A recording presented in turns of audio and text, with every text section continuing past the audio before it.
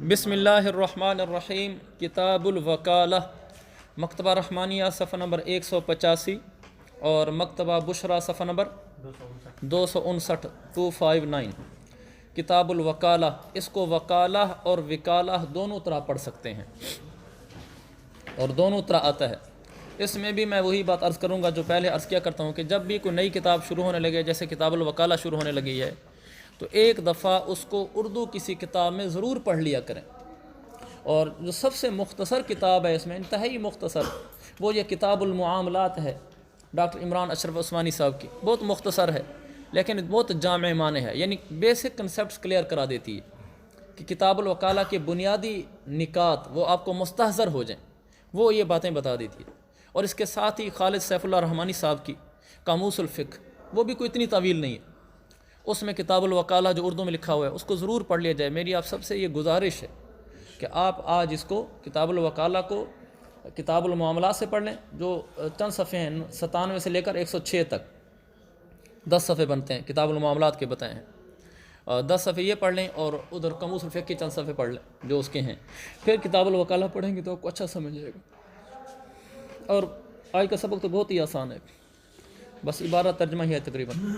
کل عقد، اور آپ کتاب الوکالہ وہ چیز ہے کہ آپ پہلے جانتے ہیں، وکیل بنانا، موکل بنانا، یعنی ایک مانوس بات ہے۔ کچھ تو پہلے ایسے گزرے نا جن سے آپ مانوس نہیں تھے، کچھ ایسی چیزیں پہلے گزری جیسے حوالہ گزرا ہے،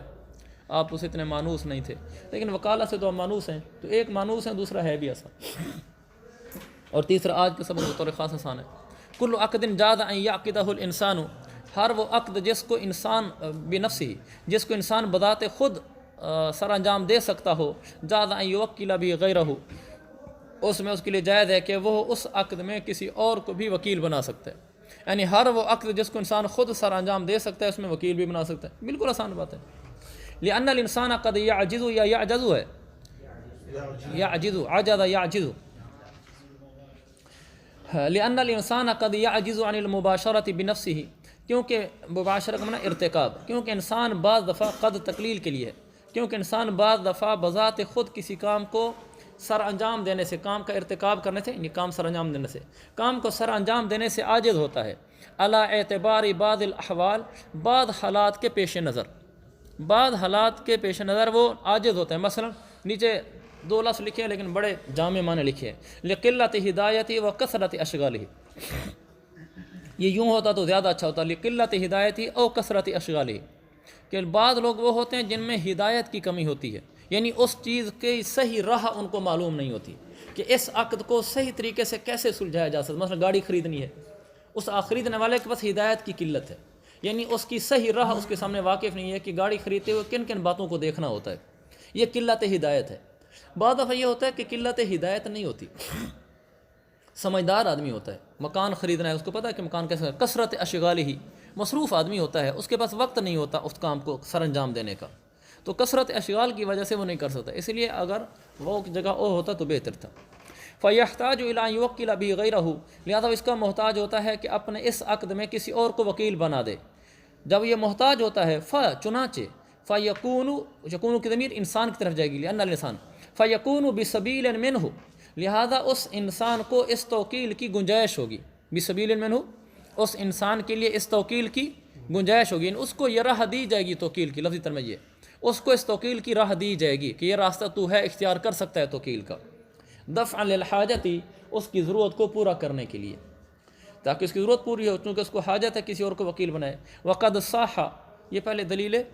عقلی دی انہوں نے، آگے نقلی بھی ہے، صحیح روایت سے ثابت ہے کہ اللہ کے نبی علیہ السلام نے حکیم بن حزام کو وکیل بالشراء بنایا تھا۔ آپ نے ان کو کہا تھا جو قربانی کا جانور خرید کے لو، تو وکالت بالشراء تو حدیث سے ثابت ہے۔ اور اسی طرح وبالتزویج عمر ابن ام سلمۃ، اور آپ صلی اللہ علیہ وسلم نے عمر بن ام سلمہ کو نکاح کرانے کا وکیل بنایا تھا، کہ ان کی جو والدہ تھی ام سلمہ، ان کے ساتھ نکاح کرانے کا آپ نے ان کو وکیل بنایا تھا۔ تو آپ کی طرف سے وکالت فی المعاملات یعنی بالشراء وغیرہ بھی ثابت ہے، وکالت بالتزویج بھی ثابت ہے۔ وَيَجُوزُ الْوَكَالَةُ بِالْخُصُومَةِ فِي سَائِرِ الْحُقُوقِ، اور اسی طرح وکیل بالخصومہ بننا بھی جائز ہے تمام حقوق میں۔ حق کو وصول کرنے کے لیے آپ کو مقدمہ چلانا پڑتا ہے، تو خصومت کا معنی مقدمہ چلانا، مقدمہ چلانے کا وکیل بنانا بھی جائز ہے تمام حقوق میں۔ مثلا میرا حق ہے فلاں آدمی پر کہ میری زمین مجھے دے، میری زمین پر کیوں قبضہ کیا ہو، یہ میرا حق ہے، میرا بھائی ہے، میرا چاچو ہے، میری زمین پہ قبضہ کر گیا، تو میرا حق ہے میں اپنا لوں۔ میں اپنے حق کے اندر مقدمہ چلانا چاہتا ہوں تو مقدمے کے اندر وکیل بنانا بھی جائز ہے، یعنی میں خود نہ جاؤں، پیچھے تو تھا خرید و فروخت کی بات تھی، جس کو میں خود نہ جاؤں وہاں مقدمہ چلانے، میں کسی اور کو وکیل بنا دوں، یہ جائز ہے۔ لما قدمنا من الحاجتی، اس کی دلیل وہ ہے جو ہم نے پیچھے بیان کر دی، یعنی دلیل حاجت، کہ انسان کو ضرورت پیش آتی ہے کہ وہ کسی انسان کو مقدمے کا وکیل بنائے۔ کیسے ضرورت پیش آتی ہے؟ اذ لیس کل احد یہتدی الی وجہ الخصومات، کیونکہ ہر انسان مقدمہ چلانے کی صورتوں سے واقف نہیں ہوتا، مقدمہ چلانے کے طریقوں سے واقف نہیں ہوتا، یعنی اس کو مقدمہ چلانے کا صحیح طریقہ نہیں آتا ہوتا۔ تو مقدمہ چلانا کیسے ہے، بحث مباحثہ کیسے کرنا ہے، آگے کیا بات کرنی ہے، ہر آدمی کی باتیں نہیں آتی ہوتی۔ وقد صح، دلیل نقلی، اور یہ بس صحیح روایت سے ثابت ہے کہ ان علی وکل فیہ عقیلا، کہ حضرت علی نے خصومات میں یعنی مقدمہ چلانے میں حضرت عقیل کو وکیل بنایا تھا۔ بعد ما اسن عقیل وکل عبداللہ ابن جعفر، جب حضرت عقیل عمر رسیدہ ہو گئے تھے، بوڑھے ہو گئے تھے، اسن بوڑھے ہو گئے تھے، تو انہوں نے عبداللہ بن جعفر کو وکیل بنایا تھا۔ وقضا بایفائها واستیفائها، اسی طرح وکالت جائز ہے حقوق کو ادا کرنے کے لیے اور حقوق کو وصول کرنے کے لیے۔ ہاتھ مل جائے گی حقوق کی طرف۔ پہلے تھا جو انہوں نے کہا تمام حقوق کے اندر وکیل بالخصومہ، یعنی وکیل بنے گا مقدمہ چلانے کا، وہ جا کر صرف یہ بتائے گا کہ یہ حق عبد القادر کا ہے، اور وہ دلیل سے ثابت کر دے گا کہ حق واقعی میرا ہے۔ یہ تھا وکیل بالخصومہ، کہ وہ مقدمہ چلانے کا وکیل تھا، مقدمہ چلا کر وکیل نے یہ بات ثابت کر دی کہ میرا حق ہے۔ اب آگے بتا رہے ہیں قضا بایفائها، حق ثابت ہو گیا، وکیل نے اپنے دلیل سے ثابت کر دیا، جیسے آج کل کے وکیل ثابت کرتے ہیں۔ اسی طرح یہ بھی جائز ہے کہ وکیل بالافاء بنایا جائے، کہ میں کسی کو یہ کہوں کہ میرا حق ثابت ہو چکا ہے، اب حق میں نے وصول کرنا ہے یا میں نے حق ادا کرنا ہے۔ اگر میرے خلاف فیصلہ ہو گیا ہے تو میں نے حق ادا کرنا ہوگا، تو میں کسی کو وکیل بنا دیتا ہوں کہ جاؤ میری طرف سے تم حق ادا کر دینا، یا میرے حق میں فیصلہ ہوا ہے تو میں نے حق وصول کرنا ہوگا، تو میں خود حق وصول کرنے کے بجائے کسی کو بھیج سکتا ہوں کہ جاؤ میرا حق تم وصول کر لینا۔ تو مقدمہ چلانا، مقدمہ ثابت ہو جائے تو پھر حق ادا کرنا یا حق وصول کرنا، ان تمام چیزوں میں وکیل بنانا جائز ہے۔ الا فی الحدود والقصاص، البتہ اس میں استثناء ہوگا حدود اور قصاص کا۔ فإن الوکالۃ لا تصح باستیفائہما، حدود اور قصاص میں ان کی وصولی میں وکیل بنانا درست نہیں ہے، یعنی حدود اور قصاص میں وکیل بالخصومت تو جائز ہے کہ آپ اگلے کو وکیل اس بات کا بنائیں کہ وہ دلیل سے ثابت کر دے کہ واقعی اس آدمی پر حد لگنی چاہیے، یا واقعی اس نے میرا بیٹے کو قتل کیا ہے اور اس کو اس کے بدلے میں قصاص دلوانا چاہیے ہمیں، اس کے لیے وکیل بالخصومہ بنا دیا، یہ تو میں نے ٹھیک ہے۔ لیکن آگے وکیل بالاستیفاء کرنا ہے، ان حقوق کو وصول کرنا ہے، اس کے اندر وکالت بالخصومت، اس میں وکالت بالاستیفاء، وکالت باستیفاء الحدود یا وکالت باستیفاء القصاص یہ درست نہیں ہے، مع غیبت الموکل عن المجلس، مجلس قاضی سے موکل کی غیر موجودگی میں۔ یعنی یوں نہیں ہوگا کہ پہلے ایک وکیل نے ثابت کر دیا کہ فلاں آدمی نے میرے بیٹے کو قتل کیا ہے لہذا اس پر قصاص جاری کیا جائے، قاضی نے فیصلہ کر دیا، یہاں تک تو وکالت ٹھیک ہے۔ اب میں نے اس سے وصول کرنا ہے حق، یعنی اسے قصاص لینا ہے۔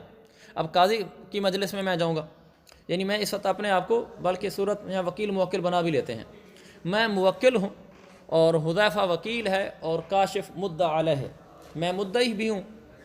تو میں نے وہاں کہا کہ کاشف نے میرے بیٹے کو قتل کیا تھا لہذا قصاصاً اس پر فیصلہ جاری کیا جائے، تو میں نے حذیفہ کو وکیل بنایا، حذیفہ نے دلائل سے ثابت کر دیا کہ ٹھیک ہے، کہ واقعی یعنی یہ ثابت کر دیا کہ واقعی کاشف نے یہ غلطی کی ہے،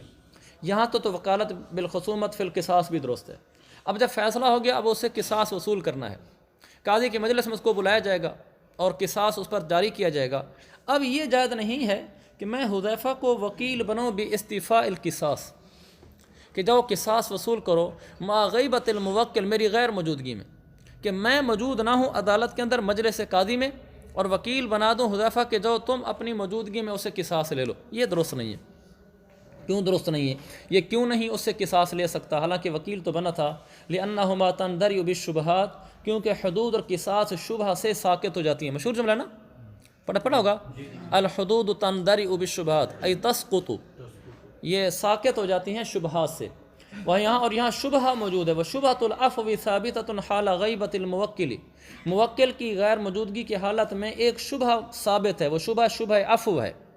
کیونکہ جب میں نے اس کو وکیل بنایا ہوا ہے، یہ وہاں چلا گیا قصاص لینے، جب اس کو سامنے لایا جائے گا، ممکن ہے اس کی حالت دیکھ کر موکل اگر خود موجود ہوتا، اس کی حالت زار دیکھ کر، اس کی ندامت دیکھ کر، اس کا دکھ دیکھ کر معاف کر دیتا۔ ضروری نہیں کہ معاف کرے گا، لیکن شبہ تو ہے، اور شبہ پایا بھی جانا حد ساقط ہونے میں، تو وہ حد ساقط ہوتی ہے۔ اس لیے حدود اور قصاص کی وصولی کے وقت موکل ضروری ہو تاکہ شبہ عفو بھی نہ ہو۔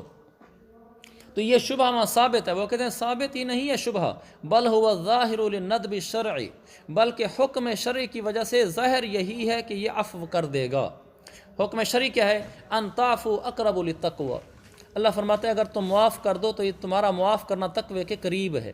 جب شریعت خود اس کی ترغیب دے رہی ہے تو ہو سکتا ہے موکل اس کو دیکھ کر اس شریعت کے حکم کو اختیار کرتے ہوئے عفو کر دے، تو بلکہ بظاہر یہ عفو کرے گا۔ اس لیے عفو کا چونکہ احتمال موجود ہے، چنانچہ مجھ موکل کی غیر موجودگی میں صرف وکیل کی بنیاد پر قصاص نہیں لیا جائے گا۔ جی وصولی، وصولی یہ ہوگا کہ اس کو قتل کر دیا جائے گا، موکل کے سامنے مدعا علیہ کو قتل کیا جائے گا بس۔ بخلاف غیبت الشاہد، یہ ایک لحاظ سے اشکال کا جواب بھی ہو سکتا ہے اور ایک لحاظ سے توضیح بات بھی ہو سکتی ہے۔ ہم نے کہا کہ موکل کی غیر موجودگی میں قصاص لینا درست نہیں ہے، برخلاف شاہد کی غیر موجودگی میں، کہ شاہد اگر غیر موجود ہو وہاں مجلس استیفاء قصاص میں تو وہاں قصاص لینا درست ہوتا ہے۔ یہ کیوں؟ یعنی موکل موجود نہ ہو، غیر حاضر ہو تو قصاص لینا درست نہیں، اور اگر گواہ جس گواہ کی موجودگی پر، جس گواہ کی بنیاد پر اس پر قصاص لاگو ہو رہا ہے، اگر وہ گواہ غیر موجود ہو تو پھر قصاص لینا درست ہے۔ حالانکہ گواہ کے بارے میں بھی تو ایک خیال آ سکتا ہے کہ اپنی گواہی سے رجوع کر جائے، اور اگر گواہ گواہی سے رجوع کر جائے تو پھر قصاص ختم ہو جائے گا، لیکن آپ کہتے ہیں کہ گواہ غیر موجود ہو پھر بھی قصاص لینا درست ہے۔ وجہ بخلاف غیبت الشاہد، برخلاف گواہ کی غیر موجودگی کے، یعنی اگر وہ غیر موجود ہو پھر بھی اس سے قصاص لینا جائز ہے۔ کیوں؟ لأن ظاہر عدم الرجوع، کیونکہ شاہد کے حق میں بظاہر یہ کہ وہ اپنی گواہی سے رجوع نہیں کرے گا۔ بظاہر کیوں رجوع نہیں کرے گا؟ اذ الصدق هو الاصل خصوصا فی حق العدول، کیونکہ اصل سچ بولنا ہوتا ہے، اور خاص طور پر عادل آدمی کے حق میں عادل آدمی جھوٹ نہیں بولتا۔ جب ہم نے گواہی قبول ہی اس کی تھی جو عادل تھا، تو وہ عادل کل آ کر یہ کیسے کہہ سکتا ہے نہیں جی مجھ سے غلطی ہو گئی تھی، اس میں بہک گیا تھا، لہذا بظاہر یہی ہے کہ وہ اس میں رجوع نہیں کرے گا۔ پیچھے بظاہر یہ تھا کہ وہ معاف کر دے گا، اور یہاں بظاہر یہ کہ عادل آدمی آ کر یہ نہیں کہے گا کہ میں نے گواہی غلط دی تھی، لہذا اسی ظاہر کو دیکھ کر عمل کریں گے۔ وبخلاف حالت الحضرتی، اور برخلاف موکل کی حالت موجودگی کے، کہ جب موکل موجود ہوگا تو اس موجودگی کی حالت میں قصاص لینا درست ہوگا، اگرچہ موکل خود نہیں لے رہا۔ یہ اشکال یوں ہو رہا ہے، جب موکل خود موجود ہے تو موکل خود اسے قصاص لے، موکل آگے بات کرے کو جی قصاص لو، آپ تو صرف یہ کہہ رہے ہیں نا کہ موکل آ کر موجود ہو جائے، بات وکیل ہی چلائے گا اس سے قصاص لینے کی، وصولی کی۔ ہم نے کہا کہ موکل کی موجودگی کی حالت کے بھی برخلاف، یعنی موکل کی موجودگی جو ہوگی اس صورت میں بھی اس وکیل کے لیے قصاص لینا جائز ہوگا۔ وجہ لانتفاء هذه شبہ، اس لیے کہ جو شبہ عفو تھا وہ شبہ عفو منتفی ہو گیا، کیونکہ جب موکل موجود کھڑا ہے تو اب شبہ عفو تو ختم ہو گیا۔ اگر معاف کرنا ہوتا تو کہہ دیتا کہ میں نے معاف کیا ہے۔ دوسری بات ایک اور بھی ہے، وَلَيْسَ كُلُّ أَحَدٍ يُحْسِنُ الْإِسْتِيفَاءَ، اس لیے کہ ہر آدمی کو وصولی کرنے کا طریقہ بھی نہیں آتا۔ کیسے؟ نیچے لکھو لِقِلَّةِ ہدایتی او لِأَنَّ قَلْبَهُ لَا يَحْتَمِلُ ذَلِكَ، یا تو قلت ہدایت، جب آپ آخر میں بولنے ہیں کہ وکیل نے کیا بولنا ہے جس پر قاضی فیصلہ کرے گا ٹھیک ہے اب قصاص جاری کر دو، تو بعد وہ بھولے کو اتنا بھی نہیں کہنا آتا کہ اب کہنا کیا ہے، یہ ہے قلت ہدایت۔ کبھی یہ ہے کہ بول کہنا تو اتنا مشکل نہیں ہے، وہ اتنا بھولا بھی نہیں ہے، کہہ سکتا ہے، لیکن اس میں اتنی ہمت نہیں ہے کہ وہ سامنے جا کر کہے، دل بڑا نہیں ہے کہ جی چلو اس پر تلوار اب، اور اس کے سامنے تلوار چلے اور وہ آدمی دیکھتا رہے اس کو، بعضوں کا دل اس کا تحمل نہیں کرتا، لہذا وہ کہے گا جی میں یہاں موجود ہو کے بیٹھ جاتا ہوں، میں ہوں ادھر ہی موجود، بات بھی یہ کرے گا، گردن بھی یہ اڑوائے گا، میں نے اس میں کچھ نہیں کرنا۔ تو اس لیے ہم کہتے ہیں موکل موجود ہو تو موکل کا بلوانا ضروری نہیں ہوتا، کیونکہ ایک تو اس کے موکل کے موجود ہونے سے شبہ ظاہر ہو گیا، شبہ منتفی ہو گیا، دوسرا ہر آدمی کو وصولی آتی بھی نہیں ہے۔ فلو منع عنہ، اگر توکیل بالاستفاء سے کو روک دیا جائے، یعنی اس سے بھی منع کر دیا جائے، یعنی اس کو کس موکل کو توکیل بالاستفاء سے روک دیا جائے، یعنی فلو منع الموکل عن التوکیل بالاستفاء، اگر توکیل بالاستفاء کو بھی منع کر دیا جائے، یہ تو توکیل بالاستفاء بھی نہیں کر سکتا، یعنی صد باب الاستفاء اصلا، تو حدود اور قصاص کے وصول کرنے کا تو دروازہ ہی بند ہو جائے گا، اس لیے کہ بہت سارے لوگ ہیں جن میں یا قلت ہدایت ہوتی ہے یا پھر ان کا قلب عدم تحمل نہیں رکھتا ہوتا، تو اس کا مطلب یہ ہے کہ آپ جب اس کو توکیل بالاستفاء کی اجازت نہیں دے رہے، آپ کہہ رہے ہیں کہ لوگوں سے حدود و قصاص لیے ہی نہ جائے، اس لیے ہم کہیں گے توکیل بالاستفاء جائز ہے۔ وَهَذَا الَّذِي ذَكَرْنَاهُ قَوْلُ أَبِي حنیفہ، اب تک جو مسئلہ ہم نے بیان کیا ہے یہ امام صاحب کا قول ہے۔ کون سا مسئلہ؟ کہ حدود اور قصاص میں وکیل بنانا جائز ہے، یہی پتہ نا، امام صاحب کا قول ہے۔ اور ابو یوسف رحمہ اللہ کا قول یہ ہے کہ لا يجوز الوکالۃ باثبات الحدود والقصاص باقامۃ الشہود ایضا، امام ابو یوسف فرماتے ہیں کہ اس بات میں تو میں امام ابو حنیفہ کے ساتھ ہوں ہی ہوں کہ استفاء قصاص میں وکیل بنانا درست نہیں ہے، وہ تو کہتے ہیں، لیکن امام یوسف فرماتے ہیں میرے نزدیک اس حدود و قصاص کا مقدمہ چلانے کے لیے بھی وکالت جائز نہیں ہے۔ دیکھو امام ابو حنیفہ کے مذہب میں دو شقیں ہیں، ایک یہ کہ وہ کہتے ہیں گواہوں کے ذریعے سے حدود و قصاص کو ثابت کر دینا، مقدمہ چلا کر اس میں وکیل بنانا جائز ہے، اور آگے ہے حدود و قصاص کو وصول کرنا، اس میں البتہ شرطیں ہیں، موکل موجود ہو وغیرہ وغیرہ۔ امام ابو یوسف فرماتے ہیں کہ دوسری بات میں تو میں آپ کے ساتھ ہوں ہی ہوں،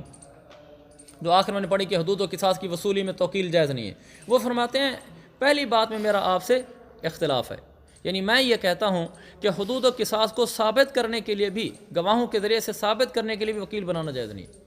اب خلاصہ یہ ہوا کہ امام ابو حنیفہ رحمۃ اللہ علیہ کے نزدیک یہ وکیل اثبات حدود کے لیے بھی وکیل اثبات حدود کے لیے جائز ہے، استفاء حدود کے لیے جائز نہیں، اور امام حنیفہ کے نزدیک، امام ابو یوسف کے نزدیک یہ اثبات حدود کے لیے بھی جائز نہیں اور استفاء حدود کے لیے بھی جائز نہیں، ہاں اس میں وکیل آپ نہیں بنا سکتے۔ امام ابو محمد کا قول، بعضوں نے کہا یہ امام حنیفہ کے ساتھ ہیں، بعضوں نے کہا امام ابو یوسف کے ساتھ ہیں، یہ بات ہوگی وکیلا۔ اور ایک قول یہ ہے امام صاحب نے امام ابو یوسف کے اختلاف کے بارے میں، انہوں نے کہا یہ اختلاف موکل کی غیر موجودگی میں ہے، اس کی موجودگی میں نہیں ہے،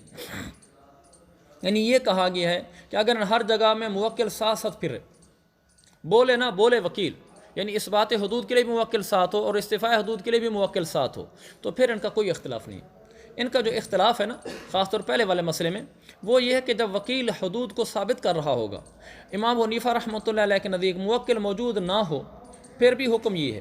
تو یعنی ٹھیک ہے موکل موجود ہو تو بھی ٹھیک ہے۔ وہ کہتے ہیں اختلاف اس پر ہے کہ موکل کے غیر حاضر ہونے میں، یعنی اگر موکل غیر حاضر ہو اور وکیل حدود کو ثابت کر رہا ہو تو امام صاحب کے نزدیک جائز ہے اور امام یوسف کے نزدیک جائز نہیں ہے، اور اگر موکل موجود کھڑا ہو تو پھر ان دونوں کے نزدیک جائز ہے۔ سمجھ گئے اس فرق کو؟ ایک قول یہ کہ یہ اختلاف موکل کی موجودگی غیابت میں ہے، اس کی حضرت میں نہیں ہے، فإن فی حضرت یجوز التوکیل بلا خلاف، اگر موکل موجود کھڑا ہے تو پھر امام یوسف بھی کہتے ہیں کہ وکیل برائے اثبات حدود بھی جائز ہے۔ کیوں؟ لأن کلام الوکیل ينتقل إلى الموکل عند حضور الموکل، کیونکہ موکل کے موجود ہونے کے وقت وکیل کا کلام موکل کی طرف پھر جائے گا، فصار كأن الموکل متکلم بنفسه، اب ایسے ہو جائے گا گویا کہ متکلم جو موکل ہے وہ بذات خود بول رہا ہے۔ امام صاحب کا مذہب یہ تھا کہ وکیل لاثبات الحدود بھی جائز ہے، اور ان کا مذہب یہ تھا امام یوسف کا وکیل اثبات الحدود جائز نہیں ہے۔ لہو سے امام ابو یوسف کی دلیل بتا رہے ہیں کہ وکیل لاثبات الحدود بھی جائز نہیں ہے، وہ دلیل لہو امام یوسف دلیل یہ ہے کہ ان توکیل انابۃ، کسی کو وکیل بنانا یہ اس کو نائب بنانا ہوتا ہے، وشبہۃ النیابۃ یتحرز عنہا فی ھذا الباب، اور اس باب حدود اور قصاص میں نیابت کے شبہ سے بھی بچا جاتا ہے، یعنی یہ بھی کوشش کی جاتی ہے کہ نیب بن کر بھی کچھ نہ کیا جائے۔ کیسے؟ انہوں نے مثال دی کہ حدود اور قصاص میں نیابت سے بھی بچا جاتا ہے، ہر جگہ اصالتاً کام کرائے جاتے ہیں، کما فی الشہادۃ الی الشہادہ، آپ نے پیچھے پڑھا نہیں کتاب ادب القاضی، اس لیے مسئلہ آپ کو معلوم نہیں کہ شہادت علی الشہادت حدود اور قصاص میں جائز نہیں ہے، دوسرے کاموں میں جائز ہے۔ شہادت علی الشہادت یہ ہوتا ہے گواہی پر گواہی، میں نے کوئی چیز بیچی ہے، اگلا کہتا ہے نہیں بیچی، مثلا اس پر اگر گواہی دینی ہے تو مجھے اس کی اجازت ہے کہ میں خود گواہی نہ دوں، اپنے گواہ کے اوپر گواہ بنا کر کسی کو بھیج دوں، وہ گواہ جا کر قاضی کی عدالت میں یوں کہے گا میں اس بات کی گواہی دیتا ہوں کہ میرے سامنے عبد القادر نے اس بات کی گواہی دی، میں تو چلو بیچنے والا ہوں، میرا کوئی اور گواہ ہو۔ وہ گواہ کہ جی میں نہیں جاتا، میں کسی اور کو گواہ بنا دیتا ہوں، عدالت میں وہ جائے گا میں نہیں جاتا، مجھے مصروفیت ہے۔ تو وہ گواہ کسی اور کو گواہ بناتا ہے کہ تم جا کر یہ گواہی دینا کہ میں گواہی دیتا ہوں کہ بائے نے مبی بیچی ہے۔ تو اب اصل گواہ جو موجود تھا مبی بکتے وقت وہ تو نہیں گیا، لیکن اس کے اوپر ایک اور گواہ بنا دیا گیا، تو یہ شہادت علی شہادت جائز ہوتا ہے۔ تو امام یوسف فرماتے ہیں امام ابو حنیفہ کو دیکھو حدود اور قصاص میں شہادت علی شہادت جائز نہیں ہوتی، گواہ تو لیں گے لیکن اگر گواہ در گواہ ہے گا تو قبول نہیں کریں گے، چونکہ نیابت آ گئی ہے نا، اور حدود اور قصاص میں حتی الامکان بچا جاتا ہے۔ تو جس طرح وہاں شہادت علی شہادت جائز نہیں ہے کیونکہ وہاں نیابت ہو رہی تھی نا، گواہ کا نائب بن رہا ہوتا ہے اگلا گواہ، دوسرا گواہ پہلے گواہ کا نائب ہوتا ہے نا، تو وہ فرماتے ہیں اسی طرح یہاں پر بھی جب وکیل آ رہا ہوگا تو وکیل نائب ہوگا نا موکل کا، تو یہاں بھی تو نیابت پائی جا رہی ہے، تو نیابت کی وجہ سے ہم کہیں گے کہ توکیل بھی جائز نہیں ہے۔ وَكَمَا فِي الْاِسْتِفَاءِ، امام ابو یوسف نے امام ابو حنیفہ پر دوسری نظیر پیش کر دی کہ دیکھو جیسے استفاء میں ہم وہ کہتے ہیں کہ توکیل باستفاء الحدود والقصاص جائز نہیں ہے، بلکہ اصل کا ہونا ضروری ہے، موکل کا ہونا ضروری ہے نا، اور وکیل موکل کا نائب ہوتا ہے، تو نائب کی وجہ سے آپ حدود وصول نہیں کر سکتے، قصاص وصول نہیں کر سکتے، کیونکہ نیابت کا شبہ ہے، تو نیابت کا شبہ تو اثبات حدود میں بھی ہے، لہذا اثبات حدود بھی نیابت سے نہیں ہوگی، چنانچہ وکالت جائز نہیں۔ اب امام صاحب بولیں گے والی ابی حنیفہ رحمہ اللہ، امام صاحب کی بات ہمیشہ گہری ہوتی، وہ فرماتے ہیں ان الخصومت شرط محض، مقدمہ چلانا تو محض ایک شرط ہے، نہ تو یہ وجوب کا اس کا وجوب میں کوئی دخل ہے، نہ ظہور میں دخل ہے، یعنی نہ وجوب قصاص میں دخل ہے، نہ ظہور قصاص میں دخل ہے۔ تو قصاص کا وجوب وہ کسی اور وجہ سے ہوتا ہے، اور پھر اس قصاص کا ظہور یہ بھی کسی اور وجہ سے ہوتا ہے۔ یہ تو جو خصومت ہے یہ تو محض ایک شرط ہے، یعنی ایک شرط پہلے لگائی گئی ہے کہ بھئی یہ شرط بھی پوری کر دو کہ وہ مقدمہ چلائے گا، مقدمے سے یہ پتہ چل جائے گا کہ ہاں ٹھیک ہے اس آدمی پر قصاص آنا چاہیے، اور جو شرط ہوتی ہے وہ حق ہوتا ہے، یعنی گویا کہ یہ اپنے حق کے لیے وکیل بنا رہے، اور حقوق کا وکیل بنانا تو جائز ہے۔ کسی کو اس بات کا وکیل بنانا کہ تم جا کر مقدمہ چلو، یہ گویا کہ کسی اپنے حق کو ثابت کرنے کا وکیل بنانا ہوتا ہے، اور حقوق میں وکالت تو چلتی ہے۔ تو امام صاحب فرماتے ہیں خصومت تو محض ایک شرط ہے، بین اصول میں لکھا ہے وَالشَّرْطُ الْمَحْضُ حَقٌّ مِنَ الْحُقُوقِ، محض شرط یہ تو ایک حق کی حیثیت رکھتی ہوتی ہے، اوپر لکھا ہوا ہے اَيْ لَيْسَ لَهَا حَظٌّ لَا فِي الْوُجُوبِ وَلَا فِي الظُّهُورِ، اس خصومت جو کہ شرط محض ہے اس کا نہ وجوب میں کوئی دخل ہے نہ ظہور میں کوئی دخل ہے۔ وجوب اور ظہور میں کیسے بھائی؟ آگے دونوں کو بتایا لِأَنَّ الْوُجُوبَ أي وجوب الحدود والقصاص، حدود و قصاص کا جو وجوب ہے، لأن الوجوب مضاف إلى الجنایت، کیونکہ وجوب کی نسبت تو جنایت کی طرف ہے،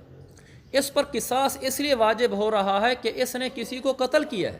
جنایت کی وجہ سے اس پر قصاص واجب ہو رہا ہے، نہ کہ مقدمہ چلانے کی وجہ سے واجب ہو رہا ہے۔ اگر وہ جنایت نہ کرتا 10 مقدمے چلا لو، کون سے قصاص واجب ہو جائے گا؟ تو وجوب کا تعلق، وجوب قصاص کا تعلق وہ جنایت کے ساتھ ہے، اس شرط کے ساتھ نہیں ہے، خصومت کے ساتھ نہیں ہے۔ والظہور، یہاں فتح القدیر میں لکھا ہے ظہور سے مراد ظہور الجنایا، اس آدمی کی یہ جنایت کھل کر ظاہر ہوگی، یعنی اس نے واقعی قتل کیا تھا جس کے بدلے میں قصاص اب ظاہر ہو رہا ہے۔ یہ جو ظہور ہے والظہور مضاف الی الشہادہ، اور ظہور منسوب ہے گواہی کی طرف۔ یہ جنایت کیسے ظاہر ہوئی ہے کہ واقعی اس نے قتل کیا ہے، اس کا تعلق بھی ان گواہوں کے ساتھ ہے، اس مقدمہ چلانے کے ساتھ نہیں ہے۔ ایک آدمی مقدمہ چلا رہا ہے اس سے تو جنایت ثابت نہیں ہوئی، گواہوں نے گواہی دی تو پھر جا کر وہ ظہور جنایت ہوئی ہے۔ الغرض حدود و قصاص کا وجوب اور پھر اس جنایت کا ظہور، ان کا تعلق اس خصومت کے ساتھ بالکل نہیں ہے۔ فیجری فیہ التوکیل، فیہ کی ضمیر جاری جائے گی خصومت کی طرف، یہاں اس خصومت میں اب توکیل جاری ہوگی، اور خصومت کیا ہے؟ شرط محض ہے، اور شرط محض کیا ہوتا ہے؟ حق ہوتا ہے، تو پتہ چلا کہ پھر خصومت بھی حق ہوتا ہے۔ تو ہم پیچھے پڑھ چکے ہیں کہ حقوق میں توکیل جاری ہوتی ہے، لہذا حقوق میں توکیل جاری ہوگی، یہ ہے وہ منطق۔ خصومت شرط ہوتی ہے اور شرط حق ہوتا ہے، لہذا خصومت ہاں صغرا کورا بنے گا نا، خصومت شرط ہے اور شرط حق ہے، تو شرط درمیان میں 2 دفعہ آ رہا ہے نا، اس کو کہتے ہیں حد اوسط، یہ جو درمیان میں آ رہا ہے نا اس کو گرا دو۔ دیکھو دائیں طرف لکھا ہوا ہے خصومت،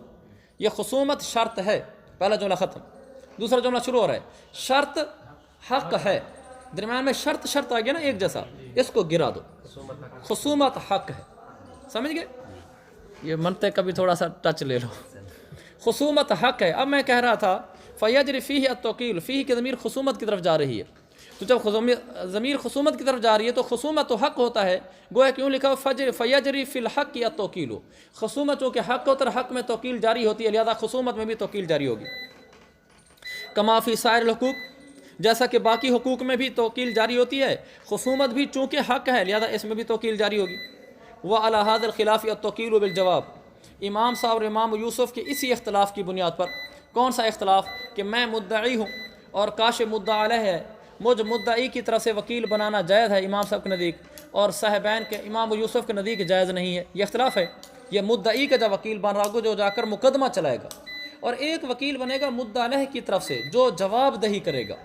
جب میں نے ادھر سے وکیل بنا دیا تو کیا یہ خود پیش ہوگا یا یہ بھی وکیل بنا سکتا ہے جواب دہی کے لیے؟ اس میں بھی بالکل وہی اختلاف ہوگا کہ امام صاحب کے نزدیک مدعا علیہ اپنی جواب دہی کے لیے کسی کو وکیل بنا سکتا ہے اور امام یوسف کے نزدیک نہیں بنا سکتا، وہی لکھا ہوا علی ھذا الخلاف ہی۔ اس کو بند نہیں کر دیں، چلو جب تو چلتی ہے چلنے دیں۔ وعلی ھذا الخلاف، اسی اختلاف پر، التوکیل بالجواب من جانب من علیہ الحد والقیاس قصاص، جس کے اوپر حد اور قصاص ہے وہ یہاں کاشف ہے، وہ مدعا علیہ ہے، اس کی جانب سے جواب کا وکیل بنانا یعنی جواب دہی کا وکیل بنانا، اس میں بھی وہی اختلاف ہوگا کہ امام یوسف فرمائیں گے کہ جواب دہی کا وکیل نہیں بنائے گا، یہاں قصاص کے مسئلے ہیں اصل خود جائے گا، اور امام حنیفہ فرمائیں گے یہ وکیل بنا سکتا ہے۔ وکلام ابی حنیفہ فیہ اظہر،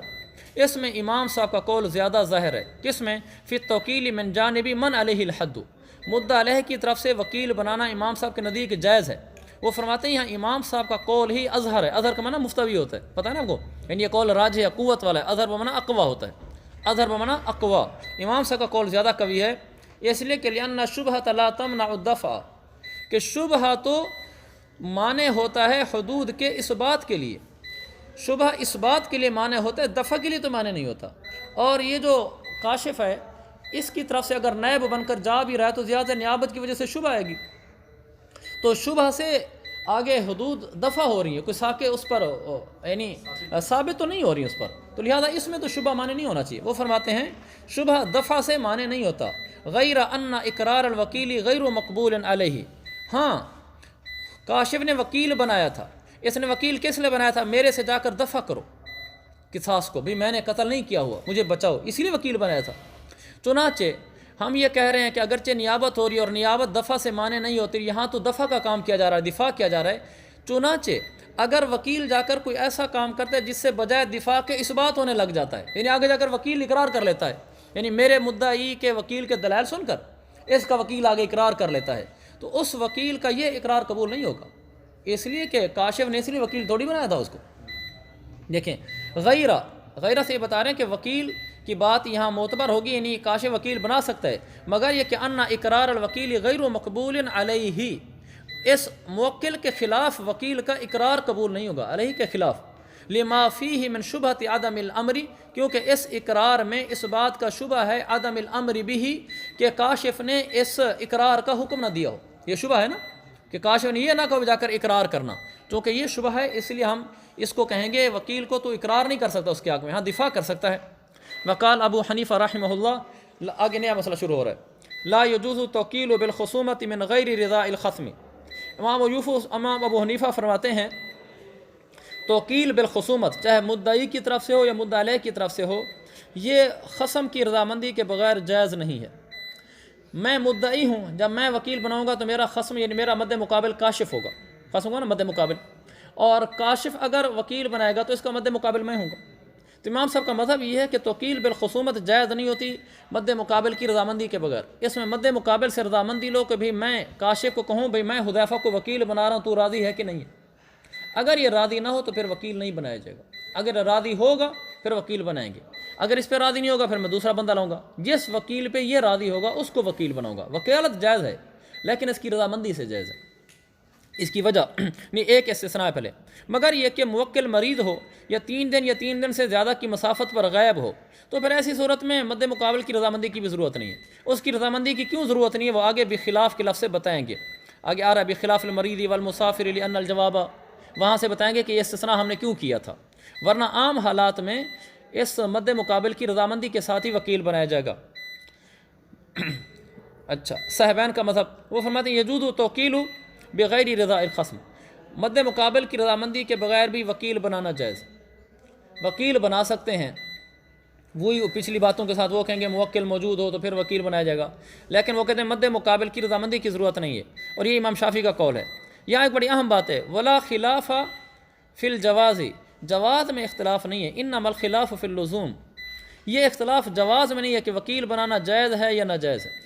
وکیل بنانا دونوں کے نزدیک جائز ہے، یعنی میں بھی وکیل بنا سکتا ہوں، کاشف بھی وکیل بنا سکتا ہے، امام صاحب کے نزدیک بھی اور یوسف کے نزدیک بھی دونوں وکیل بنا سکتے ہیں۔ یہاں جو اختلاف ہے نا انما الخلاف فی اللزوم، اختلاف لزوم توکیل میں ہے کہ کیا یہ وکالت لازم ہو جائے گی مد مقابل پر یا نہیں، میں نے وکیل بنا دیا اس کی رضامندی کے بغیر، اب وکالت اس پر لازم ہوئی ہے کہ نہیں ہوئی، یہ اختلاف ہے۔ امام صاحب نے کہا تھا لا یجوز التوکیل لا یلزم التوکیل، اگر مد مقابل کی رضامندی کے بغیر وکیل بنا دیا تو یہ توکیل مد مقابل پر لازم نہیں ہے، یعنی میں ویسے بنا دوں وکیل تو ٹھیک ہے، وکیل بن گیا جیسے، اس پر لازم نہیں کا مطلب یہ ہے کہ کل اگر قاضی اس کو بلواتا ہے کہ وکیل آئے ہو آپ کے خلاف بات کرنے، آپ حاضر ہو،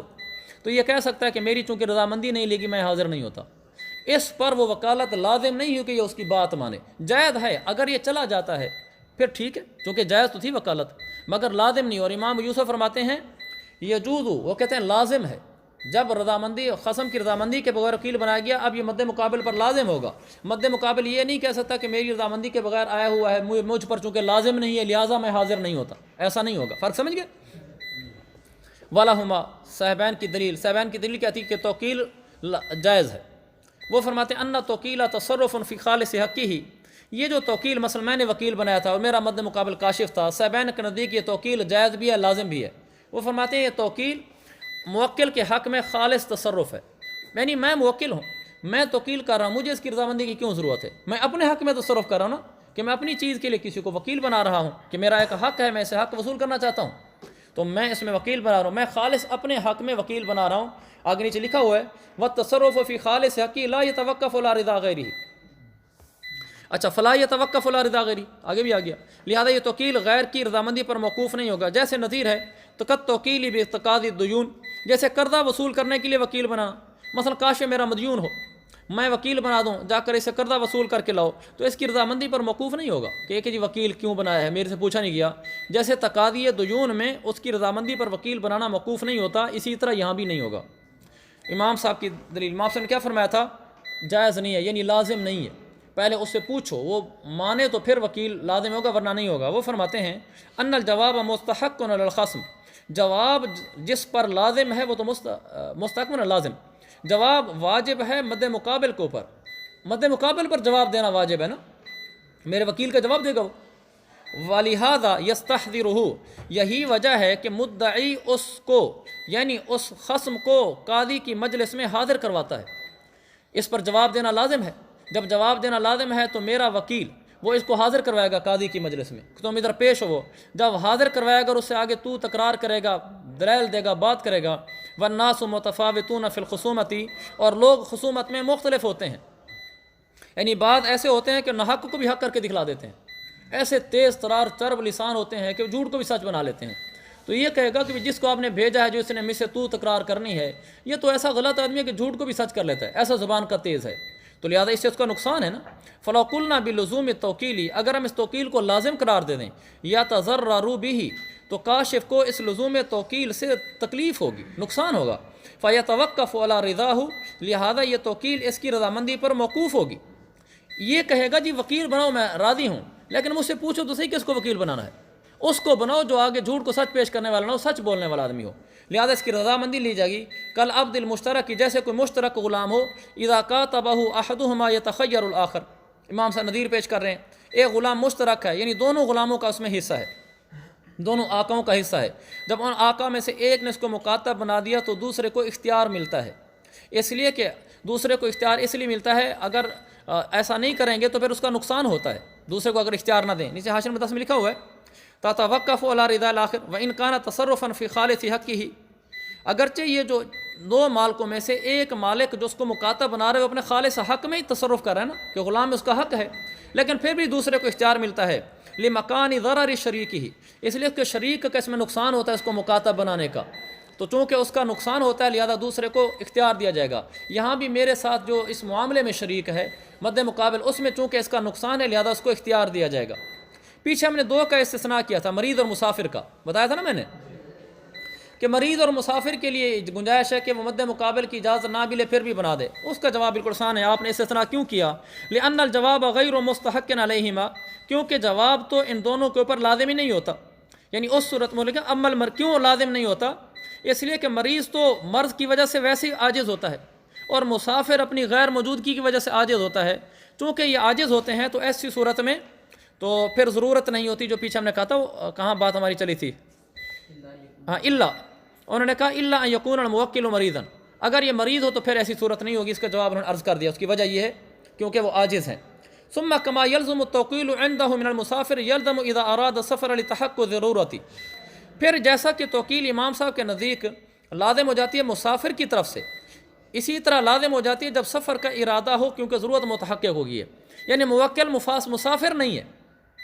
بلکہ موکل کا ابھی سفر کا ارادہ ہے، بس وہ سفر پر نکلنے لگا ہے اور اس نے وکیل بنا دیا ہے، تو ابھی ہم کہہ دیں گے مد مقابل کی اجازت کے بغیر یہ توکیل لازم ہو گئی ہے، کیونکہ ضرورت تو یہاں بھی متحقق ہو گئی ہے کہ سفر میں ہی چلا جائے گا یہ۔ اگلی بات، وَلَوْ كَانَتِ الْمَرْأَةُ مُخَدَّرَةً، اگر عورت پردہ نشین ہو، گھر میں بیٹھنے والی خاتون ہو، لم تجری عادتها بالبروز، اس عورت کی یہ عادت نہ ہو باہر نکل کر لوگوں میں آنے کی، بروز کا معنی ظہور، لوگوں کے سامنے ظاہر ہو کر آنے کی عادت نہ ہو، وحضور مجلس کا حاکم، قاضی کی مجلس میں حاضر ہونے کی اس کی عادت نہ ہو، ایسا نہ کیا کرتی ہو، پردہ نشین خاتون ہو۔